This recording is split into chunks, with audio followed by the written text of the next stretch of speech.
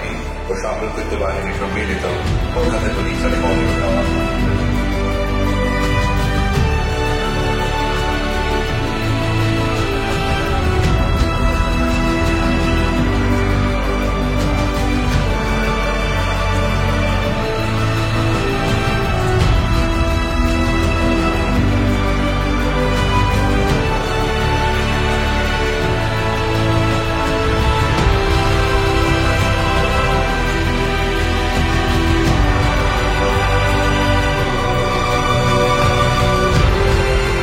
মুখ্যমন্ত্রী মমতা বন্দ্যোপাধ্যায় ঐকান্তিক উৎসাহ এবং উদ্যোগে তৈরি হয়েছে কলকাতা পুলিশ এবং রাজ্য পুলিশের ভারতবর্ষে প্রথম রাজ্যভিত্তিক ডেয়ারডেভিলস টর্নেডো টিম।